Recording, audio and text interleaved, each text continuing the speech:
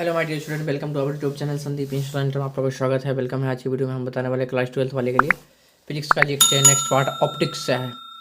इसके पहले इलेक्ट्रोस्टैटिक्स से हम दे चुके हैं और ऑप्टिक्स का आपका जो है।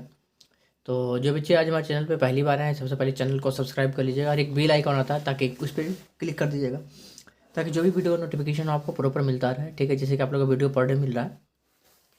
तो आज में हम ऑप्टिक्स से कुछ क्वेश्चन आए हैं। आप लोग को ऑलरेडी हम कुछ क्वेश्चन करवा चुके हैं। जिससे इसमें पहला क्वेश्चन दिख रहा है, क्रांति कोण को परिभाषित करता है, इसकी शर्तें को लिखो। तो ये क्वेश्चन हम आपको ऑलरेडी पहले करा चुके हैं। अगर आपको नहीं हुआ है तो आप इस क्वेश्चन को नोट कर लीजिएगा और देख लीजिएगा, या तो स्क्रीनशॉट लेके इसको रख लीजिएगा, स्क्रीनशॉट लेकर रख लीजिएगा ताकि आगे आपको फिर दिक्कत ना हो। ठीक है, ऐसे मैं एक बार रिपीट कर देता हूँ।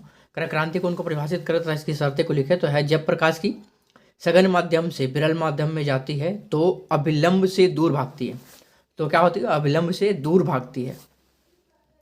जैसे जैसे आपतन कोण के मान को बढ़ाया जाता है, अपवर्तन कोण का मान भी बढ़ता है।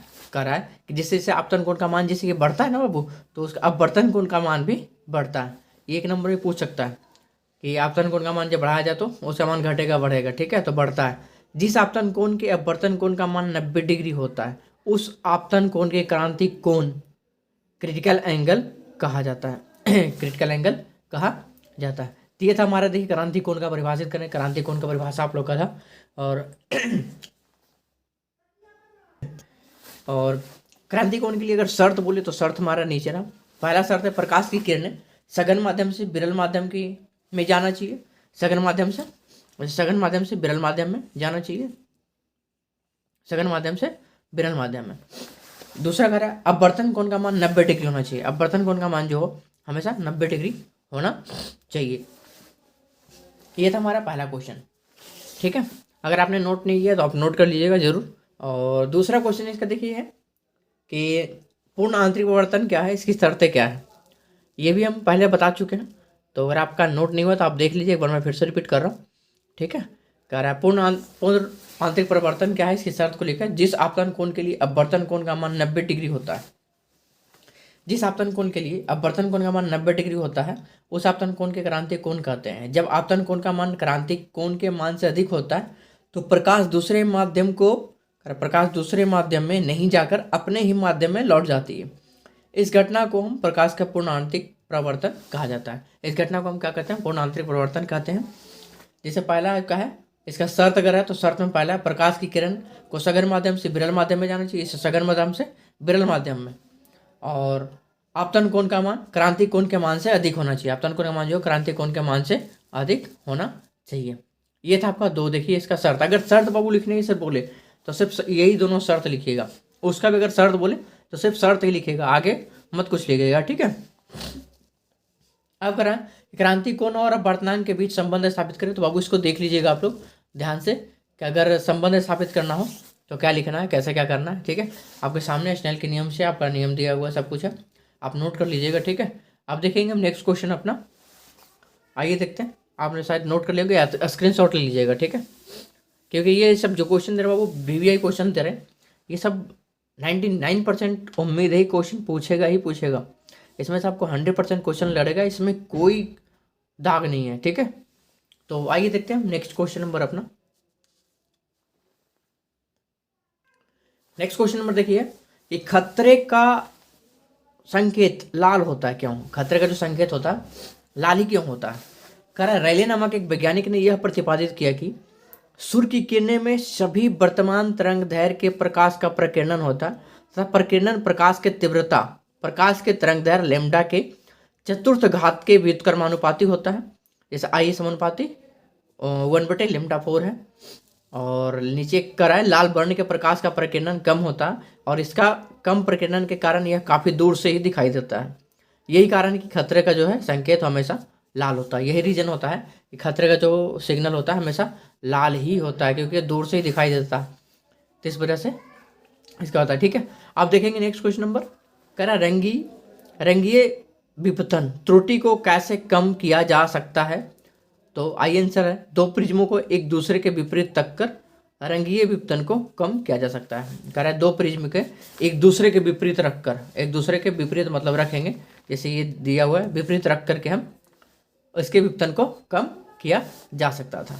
ये था आपका, देखिए 2 नंबर में आपको क्वेश्चन ये पूछ सकता है, तो नोट कर लीजिएगा। आप देखेंगे नेक्स्ट क्वेश्चन नंबर अपना है कि आवर्धन एवं समवर्धन, सॉरी आवर्धन एवं आवर्धन क्षमता में क्या अंतर है, आवर्धन एवं आवर्धन क्षमता में क्या अंतर है, ये क्वेश्चन है। तो सबसे पहला जो अंतर, एक तरफ हमने आवर्धन लिखा है, एक तरफ हमने आवर्धन क्षमता को लिखा है। तो यह कह रहा है ये रैखिक आवर्धन है और दूसरा साइड है यह कोणीय आवर्धन है। एक चीज़ ध्यान रखिएगा, देखिए आपका फिजिक्स का जैसे कि आपको चैप्टर मिल रहा है, उसके बाद आपको वीडियो लगभग स्टॉप करेंगे हम, और उसके बाद फिर केमिस्ट्री का आप लोग को मिलेगा। अभी फिजिक्स का कंटिन्यू हम दे रहे हैं, जो हाईलाइट क्वेश्चन है, जो हमारे टीम के द्वारा गेस किया हुआ क्वेश्चन है, वो क्वेश्चन आप लोग को ऑलरेडी शेयर कर चुके हैं, बहुत सारे PDF दे चुके हैं आपको, वीडियो दे चुके हैं। आप उसे पढ़िए, क्योंकि उससे 99% उम्मीद है कि आएगा क्वेश्चन। और जो और देखेंगे कि उसमें गेस किया हुआ है, जो कि हमारे टीम के द्वारा और भी गेस किया जा रहा है, बोर्ड से भी सब कुछ देखा जा रहा है, तो उसमें आपको दिक्कत नहीं होगी। आप लोग का गेस जो किया हुआ क्वेश्चन होगा 99% उम्मीद रहेगा कि लड़ेगा, ठीक है। तो आप लोग को उसके लिए टेंशन नहीं लेना है।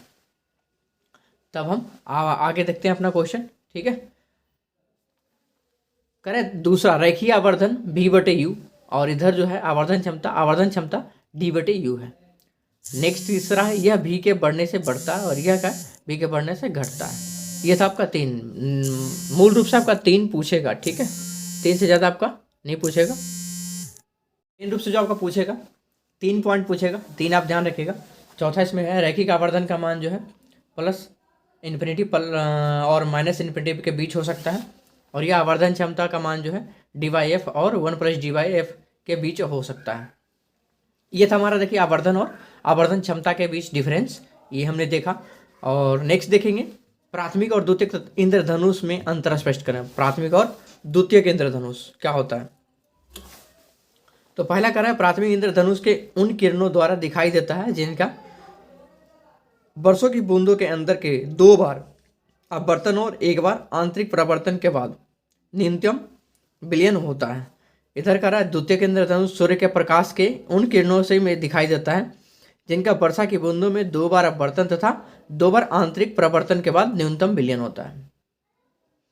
दूसरा, यह अधिक चमकीला होता है और यह जो है प्राथमिक इंद्रधनुष की तुलना से कम चमकीला होता है। इससे क्या होता है, ये थोड़ा कम होता है, ये भी होता है बट कम होता है। तीसरा है, इसके भीतरी सिरे पर बैंगनी तथा बाहरी पर सिरे पर लाल रंग होता है। यह करा यह इसके जो है भीतरी सिरे पर लाल तथा बाहरी सिरे पर बैंगनी रंग होता है। कर यह अपेक्षाकृत छोटा होता है और यह क्या होता है, अपेक्षाकृत बड़ा होता है, ठीक है। तो ये था हमारा प्राथमिक इंद्रधनुष और द्वितीयक इंद्रधनुष में कुछ डिफरेंस। अब देखेंगे नेक्स्ट क्वेश्चन अपना, आइए देखते हैं, क्योंकि इसमें आपको ऑप्टिक्स का जल्दी से क्वेश्चन आप लोगों को खत्म करना है, फिर आगे हम देखेंगे, ठीक है।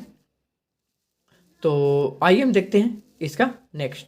खैर व्यतिकरण और विवर्तन में अंतर स्पष्ट कर। देखिए इसका भी क्वेश्चन हम ऑलरेडी पहले शेयर कर चुके, जो कि हमारे टीम के द्वारा गेस किया होगा। ये भी देखिए आपका क्वेश्चन है, कह रहा है यदि 2 समान आयाम तथा समान आवृत्ति के 2 कला संबद्ध तरंगे किसी माध्यम से में अध्यारोपित होती है तो किसी स्थान पर प्रदीप्त घनत्व का मान महत्तम तो किसी स्थान पर प्रदीप्त घनत्व का मान न्यूनतम होता है।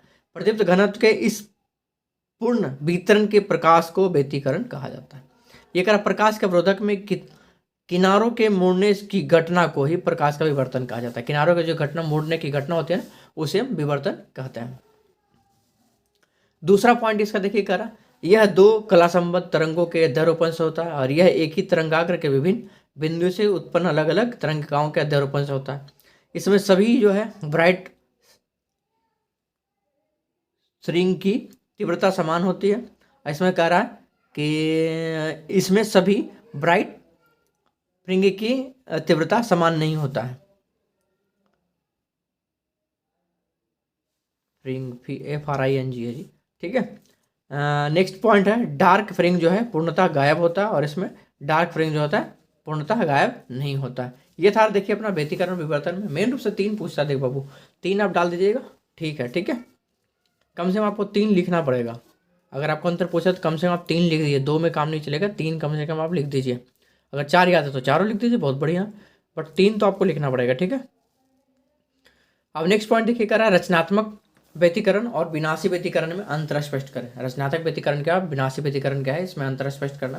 फिर यदि दो समान आयाम समान आवृत्ति की कला संबंध तरंगे माध्यम में किसी क्षण समान कला में अध्यारोपित होती है तो प्रदीप्ति घनत्व का मान अधिकतम होता है। इस व्यतिकरण के रचनात्मक व्यतिकरण कहता है। कर दूसरी तरफ करा, यदि तो समान आयाम समान आवृत्ति के कला संबंध तरंगे माध्यम में किसी क्षण विपरीत कला में अध्यारोपित होती है तो प्रदीप्त घनत्व का न्यूनतम होता है।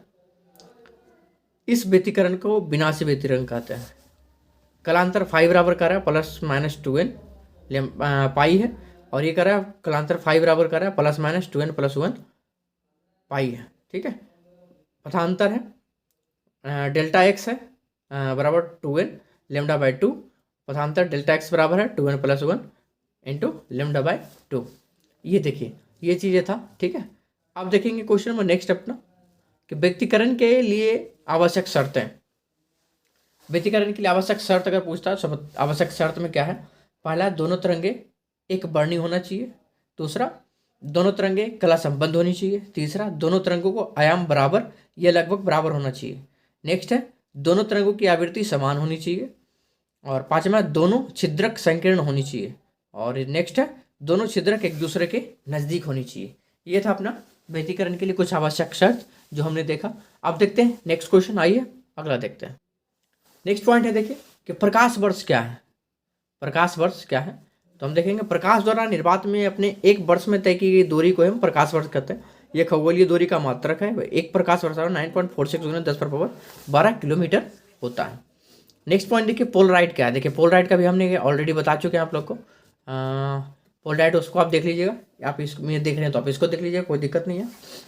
कह रहा है वैसा उपकरण जिसके द्वारा समतल ध्रुवित प्रकाश को उत्पन्न किया जाता है पोलराइड कहलाता है। उपयोग इसका है धूप चश्मे के ग्लास में, वायुमंडल या रेल के खिड़कियों या शीशे में, या एलसीडी में, एलसीडी डिस्प्ले वाला जो होता है लिक्विड क्रिस्टल डिस्प्ले, ये तीनों चीज़ में इसका उपयोग किया जाता है। पोलराइड वाला बाबू याद रख लीजिएगा क्योंकि पोलराइड वाला हमको 100% लग रहा है कि पूछेगा। नेक्स्ट क्वेश्चन है बूस्टर का प्रकाश के ध्रुवन का नियम लिखें।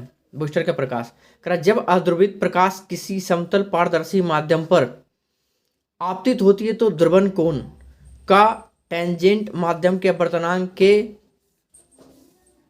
बराबर होता है। इससे ध्रुवन कोण टेंजेंट माध्यम के अपवर्तनांक के बराबर होता है। इसे बूस्टर का नियम कहते हैं। बूस्टर का नियम करें म्यू बराबर tan थीटा पी, जहाँ थीटा पी क्या है ध्रुवन कोण है और म्यू क्या है समतल पारदर्शी का माध्यम अपवर्तनांक है। ये था अपना कुछ क्वेश्चन जो हमने देखा। अब देखेंगे नेक्स्ट क्वेश्चन अपना क्षैतिज तरंगे को क्यों नहीं ध्रुवित की जा सकती, तो इसे हम देख लेते हैं और फिर देखेंगे अगले वीडियो में। कह रहा है कि एक निश्चित दिशा में गमन करती हुई प्रकाश तरंग के तल के लंबवत एक निश्चित तल में प्रकाश तरंग के कंपन बाधित करने की घटना को ध्रुवन कहलाती है। अतः क्षैतिज या अनुदैर्ध्य तरंगों के ध्रुवन नहीं किया जा सकता है, ध्रुवन इसका नहीं किया जा सकता है।